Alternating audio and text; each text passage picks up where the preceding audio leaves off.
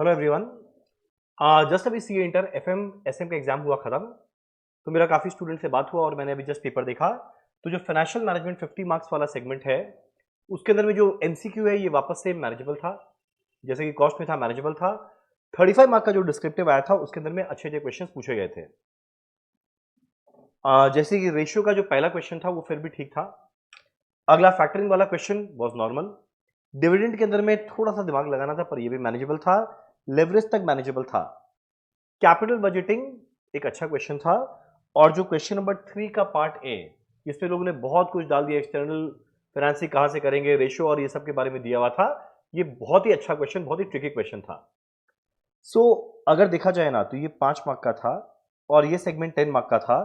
सो 15 mark को हटाओ तो आउट ऑफ 35 20 मार्क्स नॉर्मल था, बोल कोई झमेला नहीं था। 15 मार्क का एमसीक्यू नॉर्मल था। So out of 50 marks of FM 35 marks ठीक था। अब रहा बात एसएम का, तो एनीवेज मयंक सर उसको बताएंगे कि एसएम वाला पोर्शन कैसा था। अब जल्दी से मैं एक बार इस वीडियो में डिस्कस करता है कि जो हमारा एफएम का एमसीक्यू है उसका आंसर क्या रहेगा।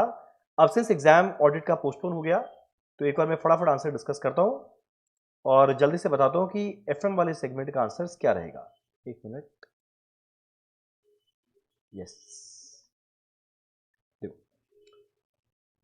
मेरा पहला था एफएम का जो केस बेस्ड क्वेश्चन था वो था कॉस्ट ऑफ कैपिटल का, जिसके अंदर में पहला पार्ट बड़ा सिंपल था। कॉस्ट ऑफ इक्विटी निकालना था सीएपीएम पे, जिसका formula R F plus R A minus R F into beta 16%। And cost of preference निकालना था जो बड़ा सिंपल था, वापस से 100 का 12% 12 divided by 100 into divided by flotation cost 4% 96 into 100। तो आंसर ये बनेगा 16 12.5%। अब रिडीमेबल वैल्यू निकालना था डिवेंचर्स का, तो कन्वर्टेबल डिवेंचर था। इस टाइप का सेम क्वेश्चन स्टडी मैट में और हम लोग का मैराथन में भी हम लोग ने कवर किया था। तो करेंट मार्केट प्राइस था 120 और इक्विटी शेयर 5% के रेट पे बढ़ेगा 5 साल, तो 120 प्लस 5% करके 5 साल बढ़ाना। और हर डिवेंचर के केस में 4 शेयर्स मिलेगा, तो इंटू 4 कर देना, आंसर आएगा 612.62। मेरा तीसरा क्वेश्चन था cost of convertible debenture using approximation method. तो formula interest into 1 minus T plus RV minus NP by N whole divide by RV plus NP by 2 करेगा 30.74% आएगा। मेरा अगला वैक कैलकुलेट करना था यूजिंग मार्केट वैल्यू वेट।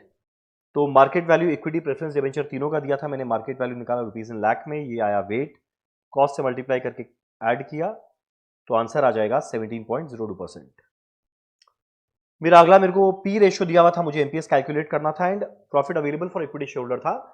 तो आफेश पता था 48 lakh divided by number of shares था 6 लाख, तो ये आएगा 8 इंटू पी रेशियो कर देंगे, मुझे एमपीएस मिलेगा 168। So this portion was normal. अब हमारा क्वेश्चन 6 जो डिविडेंड पॉलिसी का था, बड़ा सिंपल क्वेश्चन था।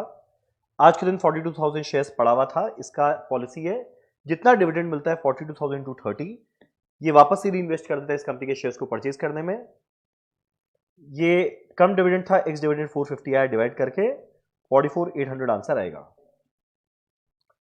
मेरा अगला बॉमल मॉडल का क्वेश्चन था जहां पे ऑप्टिमम कैश बैलेंस दिया था 30,000, ए कैलकुलेट करने बोला था। हमारा ट्रांजैक्शन कॉस्ट था 25 and carrying cost per rupee per annum निकालते हैं था 0.1। तुम लोग कैलकुलेट करके देखिएगा, ए का वैल्यू 18 लाख आएगा। अब लिंटर मॉडल जो जनरली एग्जाम में नहीं पूछा जाता है, इस बार पूछा गया। यहाँ पे D1 का वैल्यू दिया हुआ था 50, D0 कैलकुलेट करना था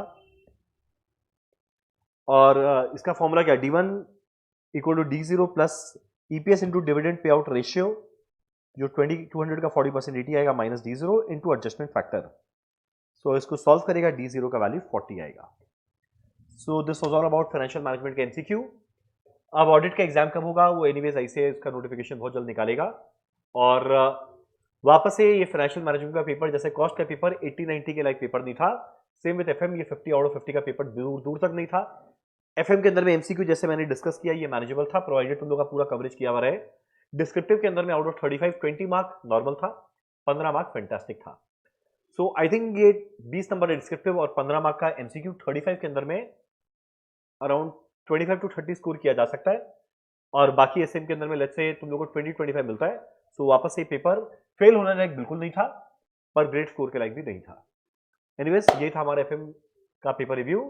अब ऑडिट के लिए अच्छे से पढ़ना है। चलो done, thank you so much.